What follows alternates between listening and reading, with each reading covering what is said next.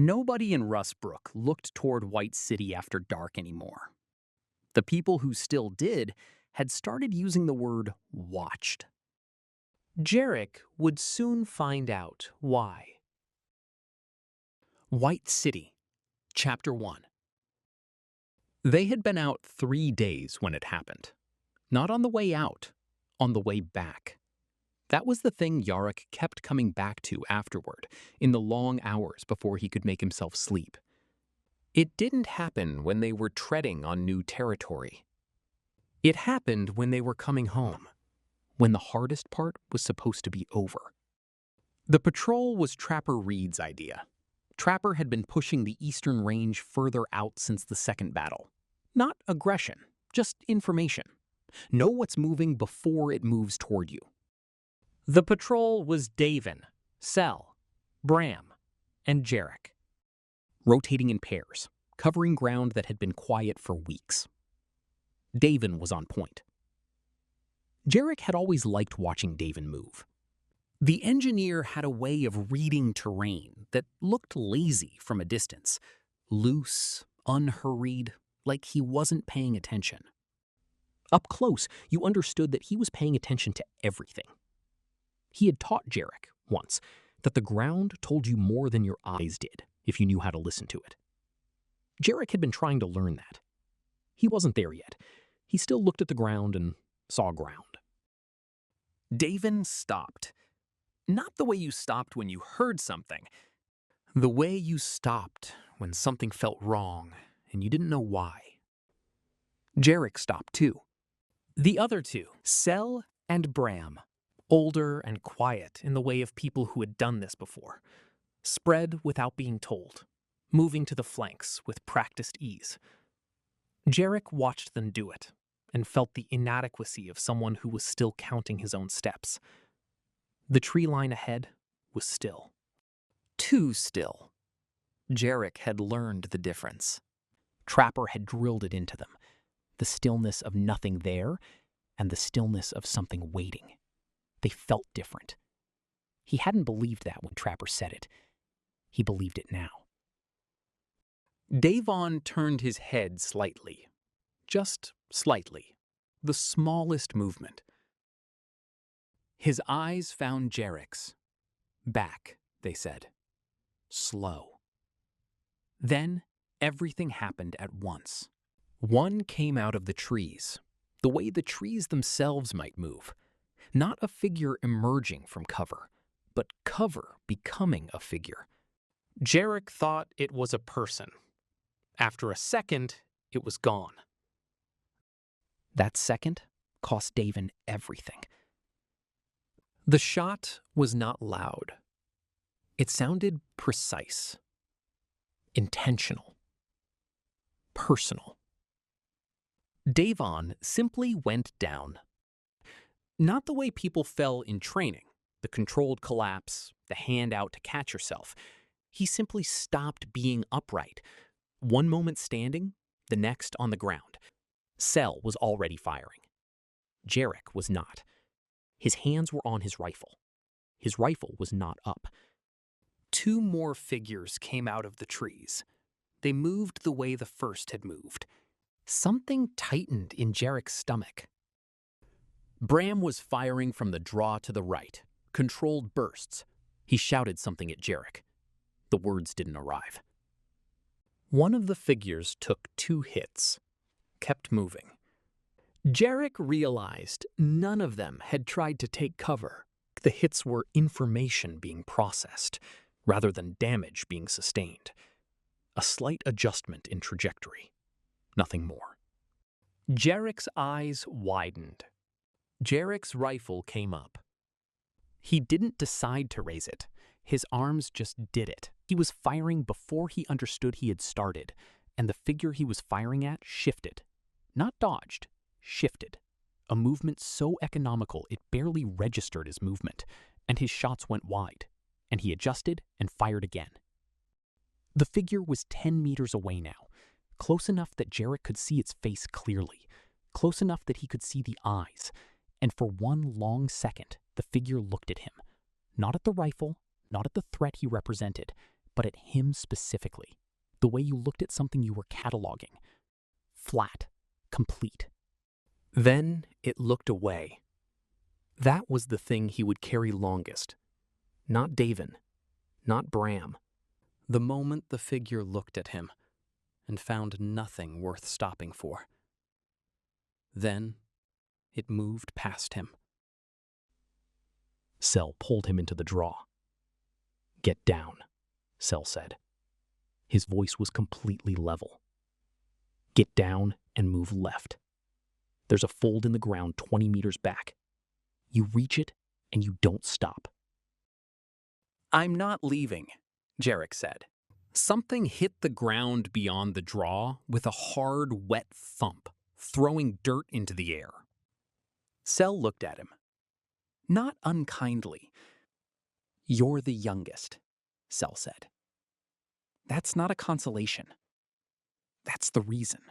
Something snapped through the brush overhead. Bram went down before Jarek could answer. No warning, no sound preceding it, just Bram there and then Bram not there, folded into the earth at the edge of the draw, with his rifle still in his hands. His eyes were open. Jarek looked at Bram. "Don't," Sel said. Not cruel, necessary. He was already repositioning, already putting himself between Jarek and the figures that were still coming. What he was doing was not a sacrifice. It was a calculation. One of them could make it to the fold in the ground. One of them might live. "Go," Sel said. He wasn't looking at Jarek anymore. He was looking at the figures in the open ground, his rifle moving in short, precise arcs. Jarek went. He went and he did not look back, and the sound of Sel's rifle behind him went on for longer than he expected, and then stopped. The silence that followed was worse. He ran. The only thing that mattered now was distance and direction. Stopping meant dying. He ran until his legs stopped. Not a decision, just the body reaching the end of what it had. He was sitting in the scrub, 2 miles from where it had happened. The sun was lower than it should have been. His hands were shaking. He could observe it. He couldn't stop it. The silence around him was enormous. He thought about Sel's rifle going on longer than it should have. Every shot had been another second. He sat in the dirt and understood for the first time what it meant to be the reason a person died. Not the cause. The reason.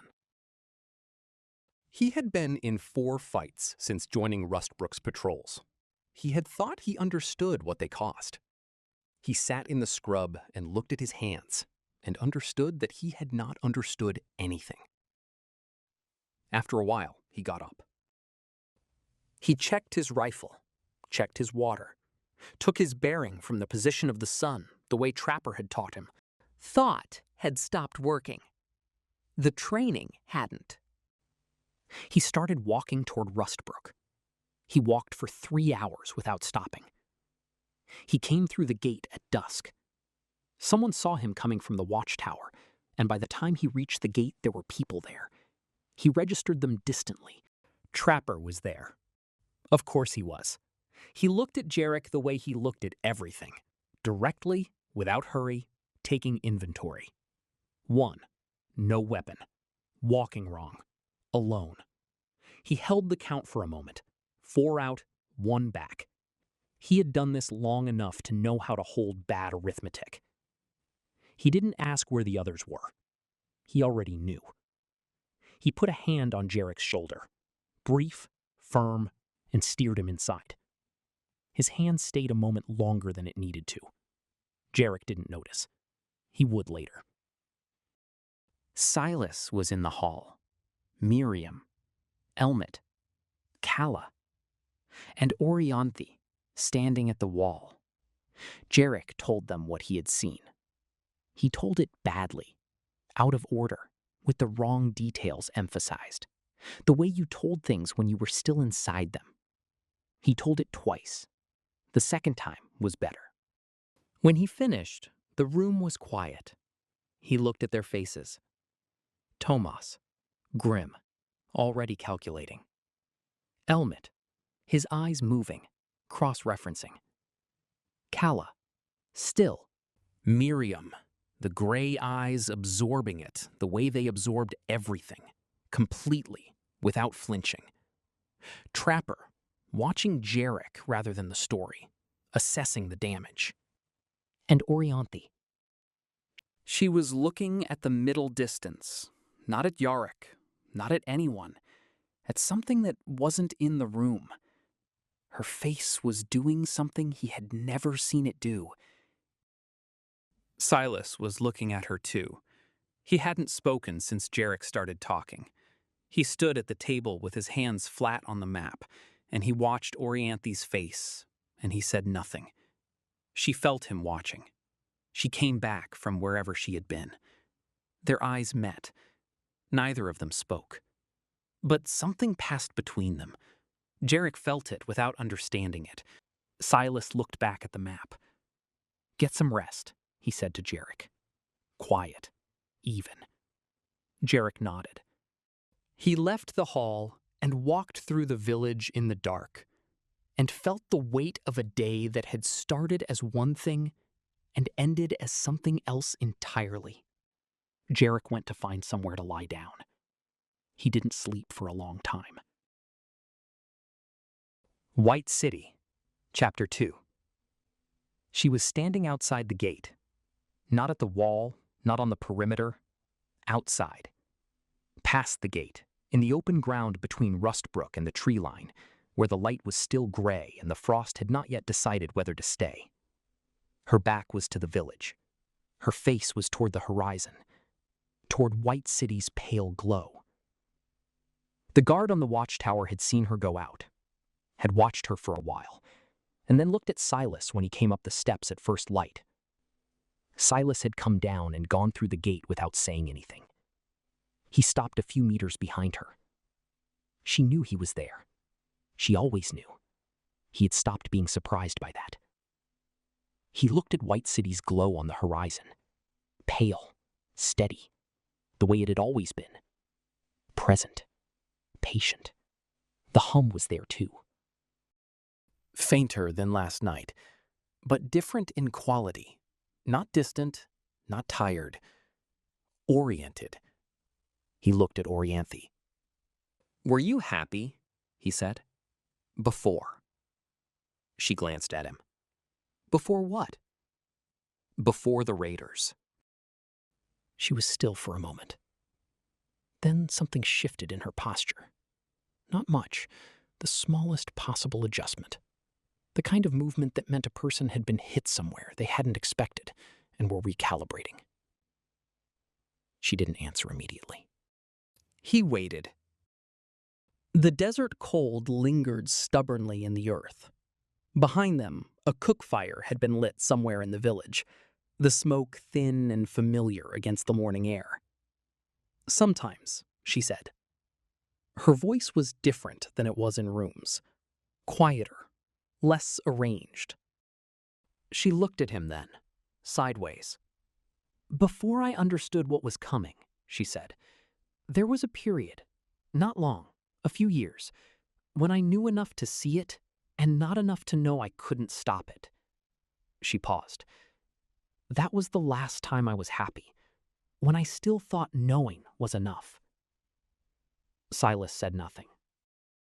She looked back at White City.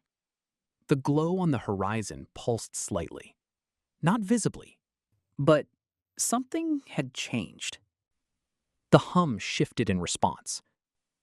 Orianthi felt it too. He saw it in her face. The slight tightening. The brief inward focus. "It's stronger," she said. "Since last night," he said.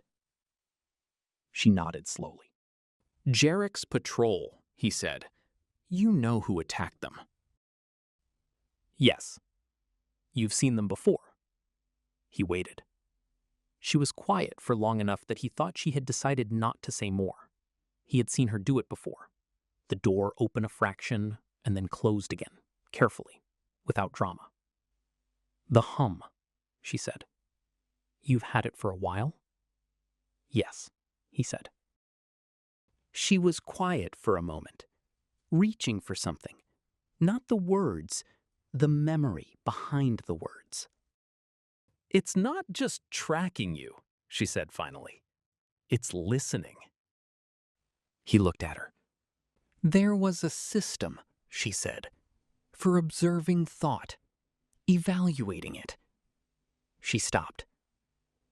"It was built to understand things," she said. "That was its original purpose." She hesitated, as if checking whether she was allowed to finish the thought. "It must have found you," she said, "and it started listening.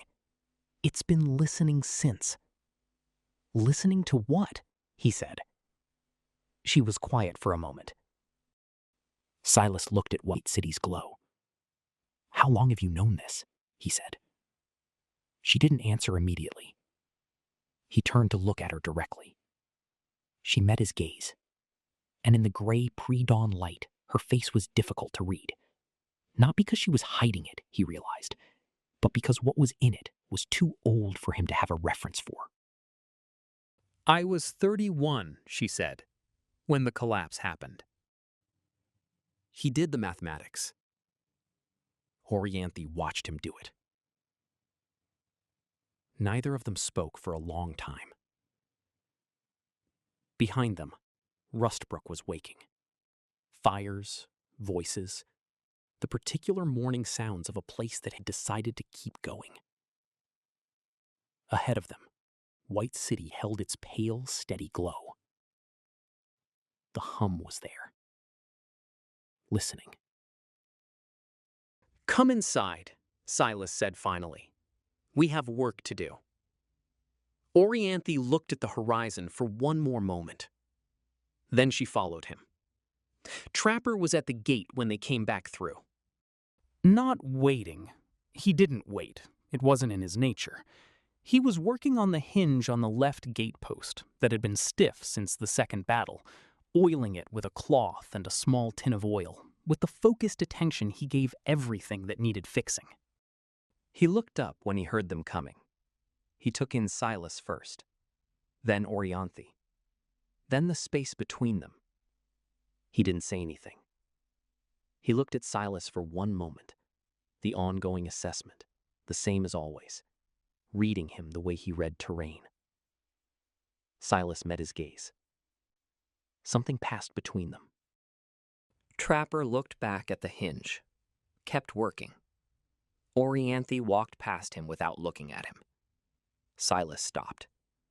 "She told me something," he said quietly. Trapper didn't look up. "I figured. We need to talk. All of us. Tonight." Trapper worked the hinge. It moved more freely now. He tested it twice, the way he tested everything. Not once, twice, because once could be luck. "All right," he said. Silas walked on into the village. Trapper stayed at the gate a moment longer. He looked toward White City. He had always known where to look. He closed the gate and went to find out what the day was going to cost.